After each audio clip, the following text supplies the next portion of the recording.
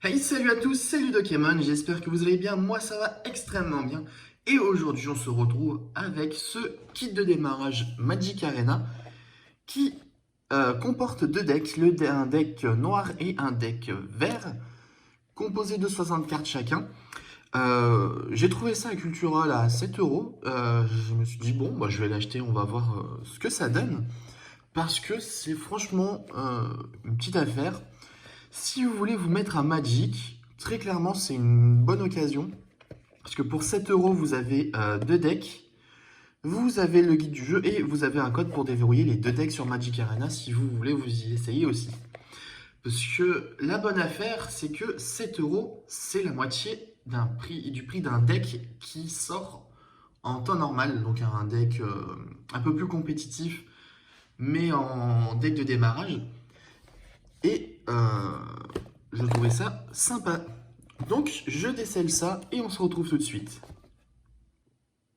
Et nous revoilà, donc nous avons les deux decks. À l'intérieur du package, nous avions cette petite carte Magic Arena prêt à apprendre à jouer en nous indiquant d'aller sur le site pour télécharger le jeu et vous avez le code pour débloquer les decks.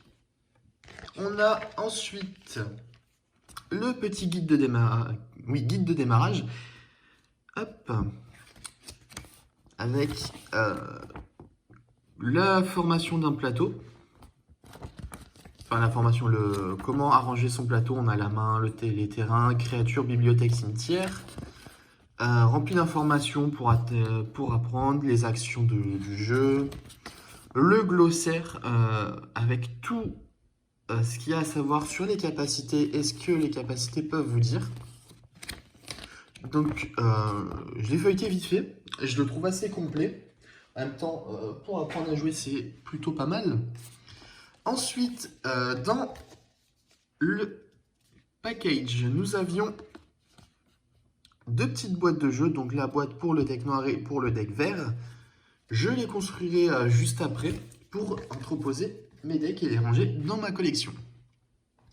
Hop, on va commencer par le deck noir. Et la carte holographique, enfin en foil de ce deck, c'est Vito, épine de la rose du crépuscule. Donc un vampire.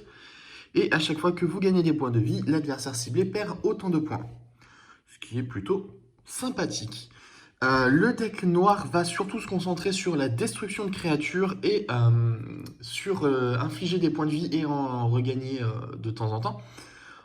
Du moins ça c'est pour le fonctionnement des vampires, ça sera surtout du coup des petits dégâts, des petites récupérations et surtout de la destruction de créatures, le fonctionnement d'un deck noir.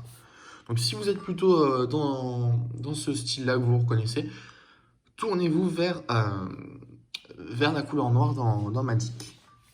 Donc Vito, épine de la rose du crépuscule. Démon de la répugnance, vol piétinement en 7-7. Et à chaque fois qu'il inflige des blessures, le joueur qui a perdu des blessures sacrifie une créature. C'est assez cheaté. Tac, étreinte démoniaque, +3/+1 pour les créatures, enfin pour la créature enchantée, et à le vol, et démon en plus de ses autres types. Sonder l'abysse, guetteur du monde souterrain, goinfre de sang, diablotin fétide, le coup de grâce, détruisez la créature ciblée ou le planeswalker ciblé, donc c'est ce que je vous disais tout à l'heure. Donc là, les cartes, vous les voyez souvent plusieurs fois parce qu'on va jusqu'à 4 exemplaires d'une même carte dans Magic contre 3 dans Yu-Gi-Oh! Et pour Pokémon, je vous avoue que je ne sais pas du tout dans les decks combien. Pangolin des ténèbres, le gourmet d'entrailles, l'emprise des ténèbres, la légion perdue, le scorpion barbelé. Donc voilà, ce qu'on disait, inflige des blessures, gagne des blessures, enfin des points de vie. Fonctionnement typique de ce deck. Et Moi, je ne m'y reconnais pas trop pas dans cet archétype, dans ce mode de jeu. Moi, je suis plutôt bourrin à infliger des dégâts et à attaquer l'adversaire dès que possible. Et du coup, la couleur qui se rapporte le plus à ce que moi je cherche, c'est la couleur rouge. Et j'en suis très content, ça fait depuis que je joue que cette couleur, principalement en mono rouge, mais j'ai un deck dinosaure qui est rouge, blanc, vert, que je vous en présenterai peut-être en vidéo un jour, si vous le voulez. Et mon premier deck Magic que j'avais acheté en tout prêt et qui me convient parfaitement, c'est un rouge-blanc avec les véhicules de Kaladesh. Donc là, dans ce deck, les extensions, c'est Magic 21, pas Ixalan. Non, c'est pas Ixalan, c'est la Terre des Behemoths Ikoria. Voilà. Et il me semble qu'il y a, hop, du coup, donc l'archer squelette juste avant. Et l'aide improbable. Le cadavre ambulant. Et là, on arrive sur les marées. Les marées qui existent en 4 styles différents pour chaque extension. Hop. Et là, donc, attaquer, bloquer, etc. Et je récupère parce que derrière, c'est le code. Et le code, je le garde étant donné que, contrairement à Pokémon, je ne joue pas au TCG. Mais Magic, j'y joue sur l'ordi.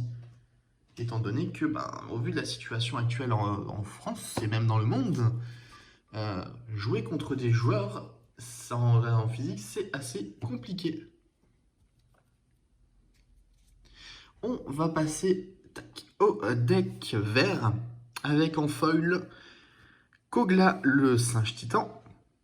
Créature légendaire grand singe. Quand Kogla le singe titan est sur le champ de bataille, il se bat contre une créature ciblée que vous ne contrôlez pas.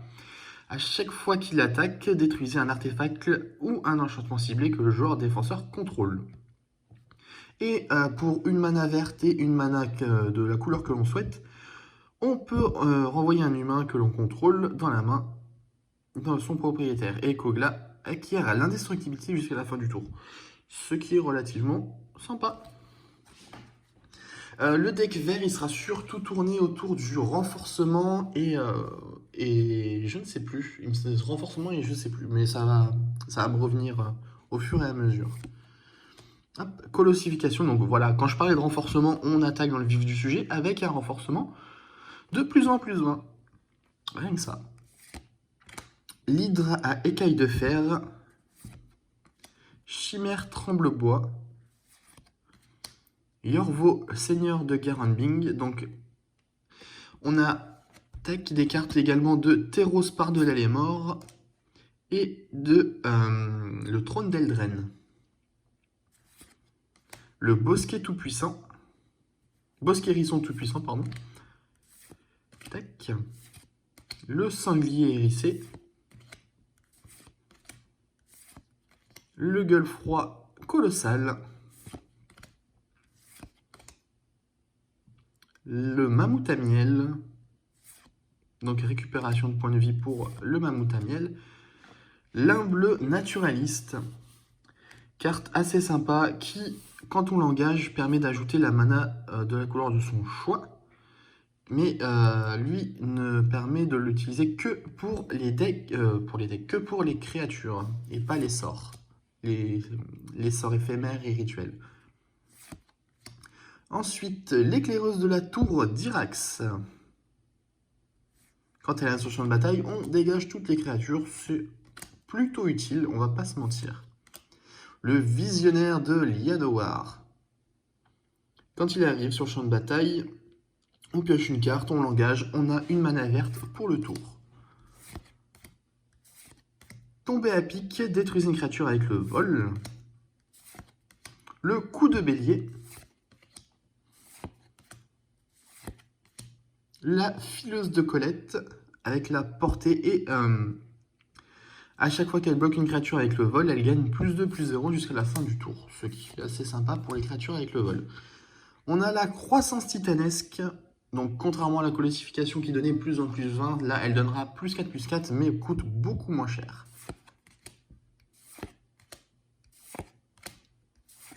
Et on arrive sur tout ce qui est mana. Hop. Mana qui est en beaucoup plus nombreux, j'allais dire. Qui a l'air d'être plus nombreux que... Ouais, il y en a quelques-uns en plus, mais au vu du coup de certaines cartes du deck vert, c'est normal d'en avoir plus. Du coup, j'espère que cette ouverture vous aura plu. N'hésitez pas à me dire ce que vous en pensez dans les commentaires, ce que vous aimez Magic, qu'est-ce que vous jouez comme deck, la couleur que vous jouez, les types de decks que vous avez.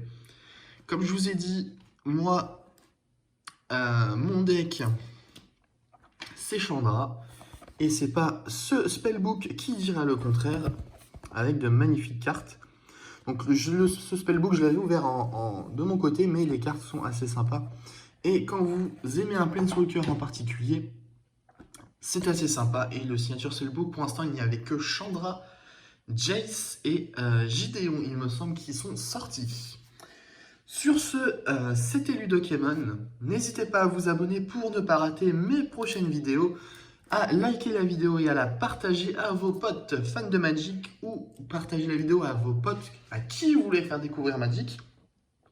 Comme ça, ils n'auront plus d'excuses pour vous dire oui, mais un deck Magic ça coûte cher, nanani nanana. Vous prenez le kit de démarrage, ça coûte 7 €, vous partagez les frais en deux, ça fait 3,50 chacun, c'est le prix d'un booster. C'est assez rentable, donc foncez avec vos potes, découvrez Magic et si vous voulez jouer à Magic Arena, on pourra faire des lives dessus, il n'y a aucun souci. C'était Ludokemon et n'oubliez pas que Pokémon, Magic et tout ce que vous aimez, ce ne sont pas que pour les petits, c'est aussi pour les grands. Ciao tout le monde!